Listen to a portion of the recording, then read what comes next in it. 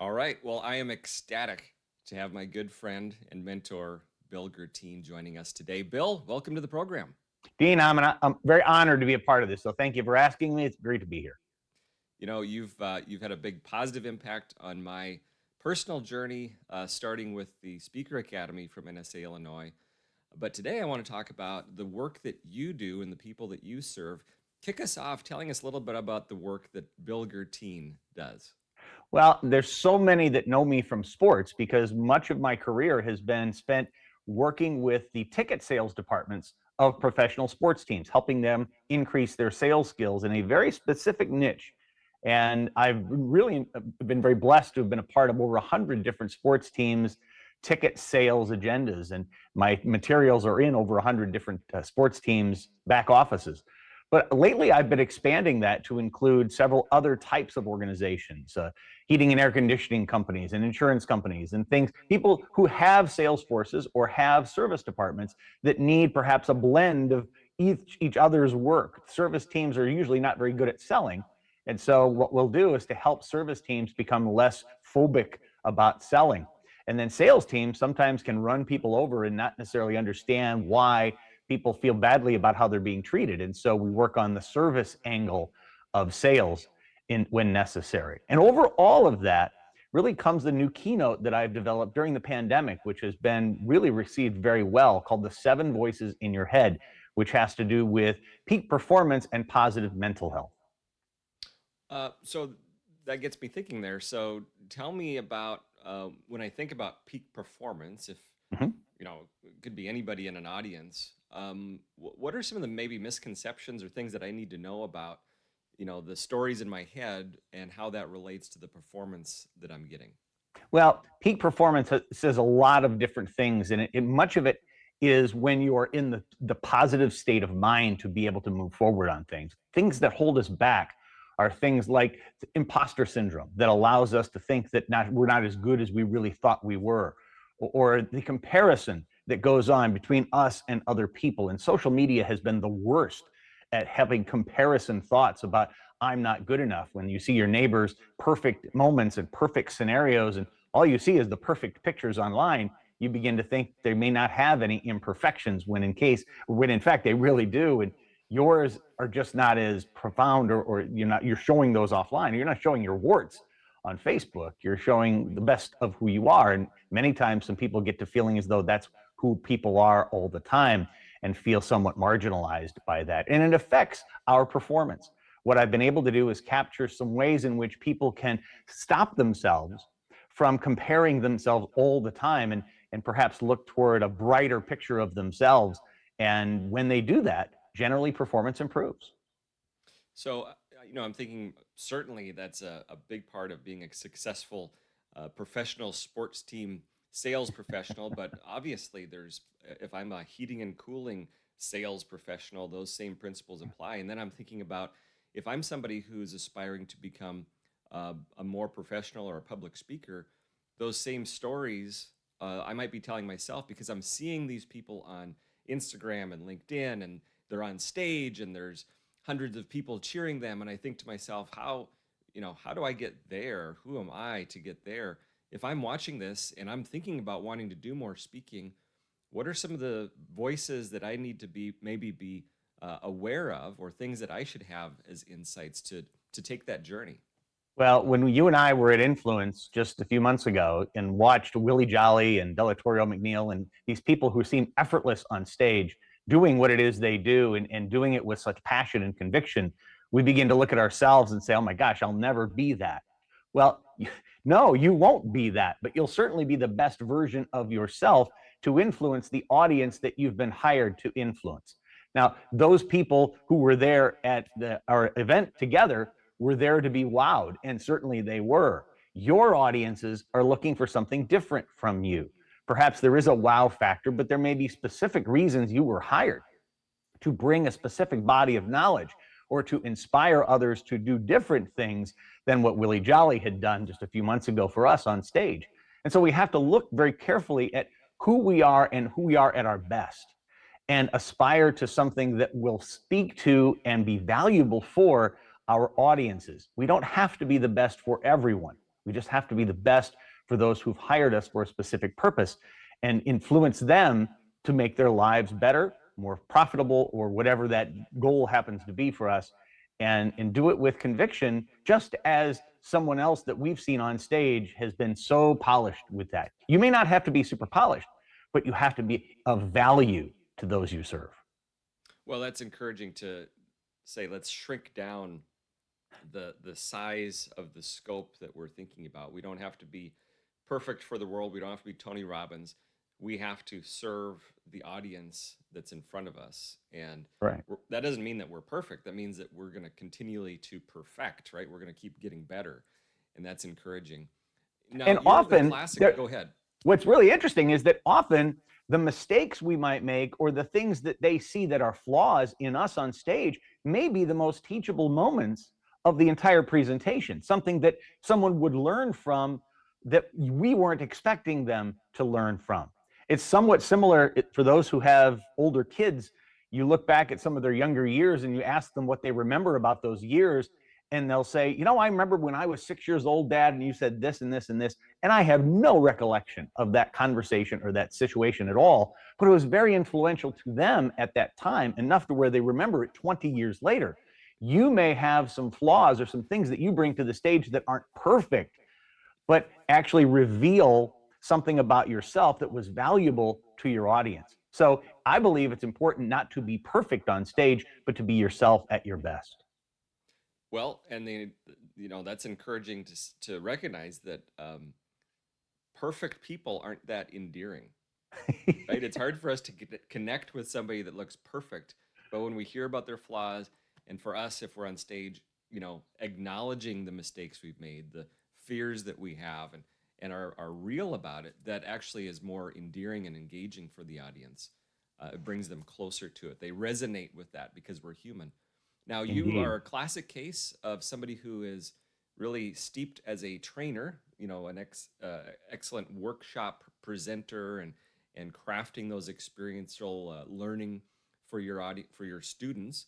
And you've made that transition into more stage time, and those are similar but different worlds.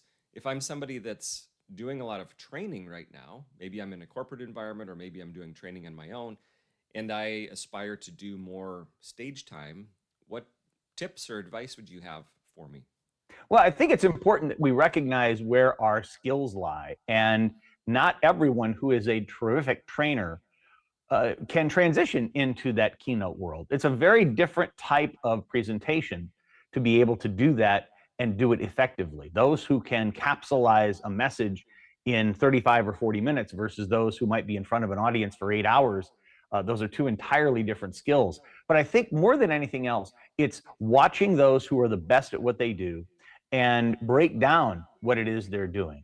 There are several free resources. YouTube and is terrific at finding those snippets of who's the best. I think it's great to look at websites of those people who are the primary keynotes in the genre that you speak in, to be able to see what's appealing to those audiences and those people who hire speakers for that audience, to find out what it is that they like about what they do, and not to mimic what they've done or copy it, but to find an angle of it that you can bring that is uniquely you, that resonates in that same way.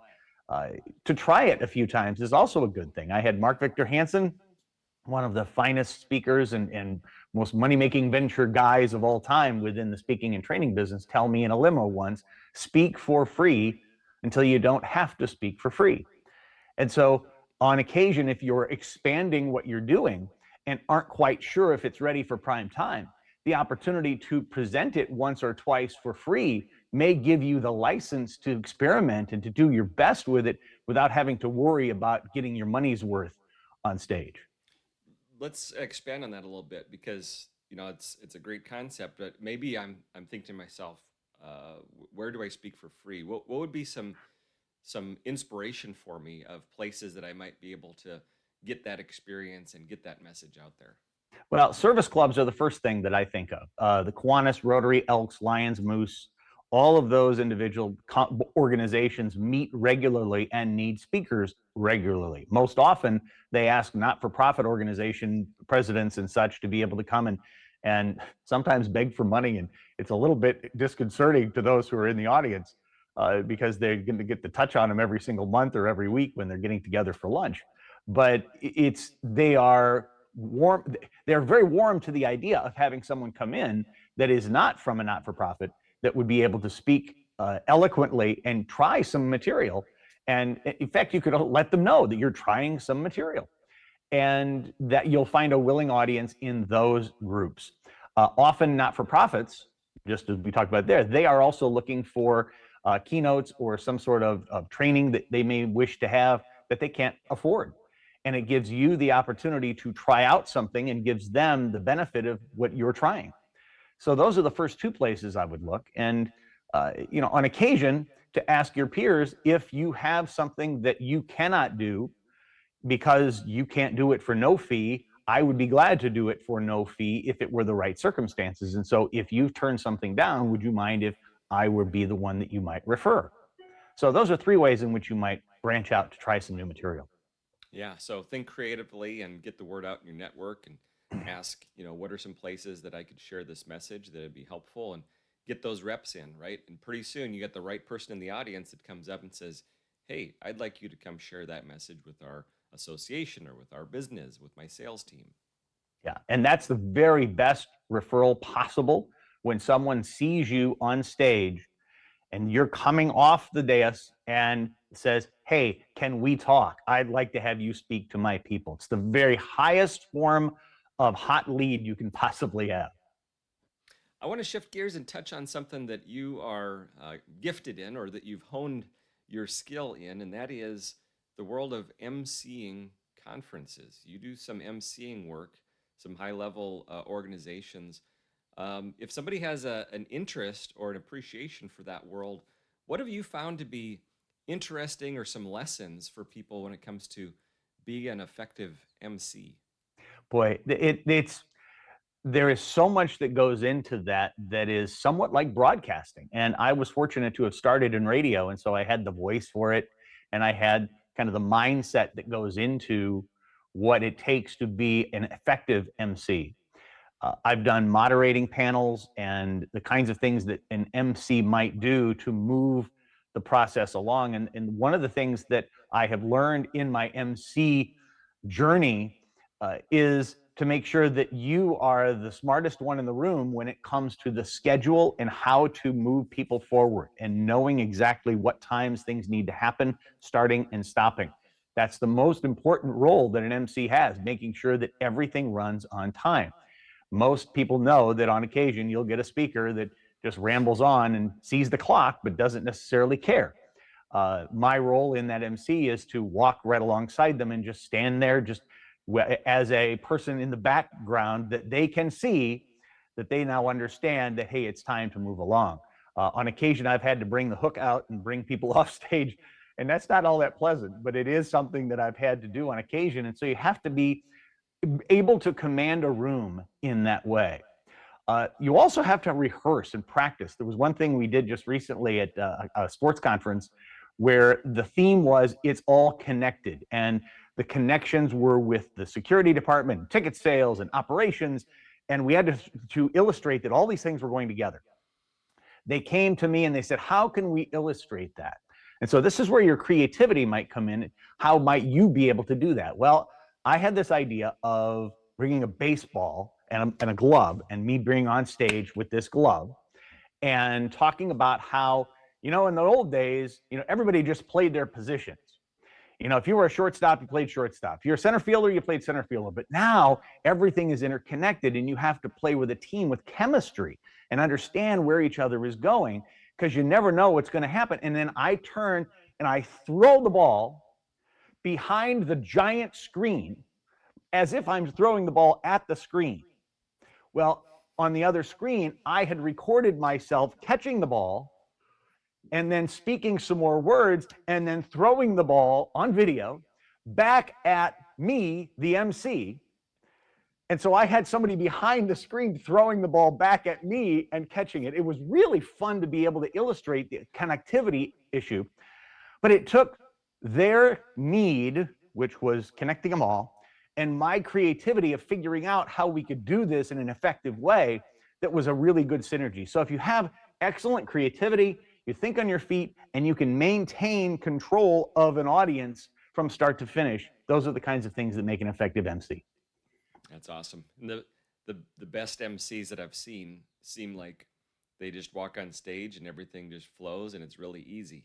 But what we know is there's a lot of work that goes into making it look easy. Those who do it well make it look easy. If you look at any jazz musician or someone who is incredibly proficient at their instrument, you will find that they're just going up and down the keyboard like it's nothing, and the saxophone is blaring way up and down, and they know their scales, and they learn mixolydians and phrygians, and they can be able to do that back and forth. And you think, wow, that just comes so effortlessly to them, but they didn't see the thousands of hours that it took to get to that point. And there is some of that that goes on in MC work as well. You got to do your homework. Bill, I've never had a conversation with you without learning something, but I am curious, is there something I should have asked about today that I didn't that you'd like to share with the audience? You know, I think there's a human moment that I'd like to share that I'm not proud of, and would show that to others perhaps that it isn't as easy as it looks sometimes, because there have been some times where I have screwed up, and now admit that I screwed up. And I can say this easier now because it was almost 15 years ago. As I began in the training business with sports teams, I thought it was kind of funny to use voices, different kinds of voices, when I would do sales role plays back and forth with different people, that I would pretend I was somebody else, an older gentleman, somebody who's retired, or somebody from, an African American section of town, or something, so that I would try to be that person. And I fancied myself a pretty good voice characterization guy, but I was not, I would say I was naive to the sensitivity of the audience with some of those characterizations. And there was one audience in particular that I was training, and I was a gay florist. And it was incredibly embarrassing for me to tell this story. I was up to just a few years ago, but I'm a little more comfortable with it now. I severely affected the audience in doing that characterization, because there were some folks in the audience that resonated with that, and felt highly offended. And I can say with conviction today that that was a pivotal moment for me. I'll never be invited back to that building because of that faux pas. And I think what I did was my ego got far too inflated with what I thought I needed to do in order to differentiate myself as a trainer and be funny. And what I've learned is that I don't need to be funny. I don't need to come up with different voices. I just need to be effective for the people that I'm working with. I would rather have them remember the phrases that they're using in overcoming objections than the phrases that I'm using to try to characterize some person that they may get on the phone. And it was an incredibly tough lesson to learn. It's even hard to even talk to you about it, Dean. But I think for those who are watching that may think, gee, it's so easy for him, he's never had to be where I am. I have had to be where you are, and I've screwed up, and I've learned from my mistakes. I now do that work better than I ever have because of that mistake. But I would implore you not to make the ego mistake that I made in thinking that it's all about me. Well, I very much appreciate your candor and your vulnerability to share that. And, for all of us, if we don't look back at our 10-year-old us with a little bit of chagrin, it means that we haven't really grown. And so if we're pushing some boundaries, we're going to make some mistakes, and we have to reflect on that and grow, and really be humble enough to seek feedback from the people that we're wanting to help, so that we can grow. And it's I think admirable for you to be able to share that. It's engaging for us to recognize that people at your level are not perfect, right? So as we wrap up here, Bill, Bill is the author of the 800-pound Gorilla. That's his brand. That's his sales machine. Bill, tell us, if I want to stay connected with you or follow the work that you're doing, what's the best way I should go? You're welcome to reach out to me on LinkedIn. Pretty easy to find on my first and last name. You may reach out via email at bill@the800poundgorilla.com. People have been asking me to shorten that URL, but I don't think I will. I think I'll just stick with it as is. I talk to everybody. So if indeed you have an opportunity that you want to chat with me for a few minutes on a certain topic, please reach out. I'm happy to oblige. Bill, thank you for investing your insights and wisdom with us today, and have a great year. It's been my honor, Dean. Thanks so much for having me. Take care.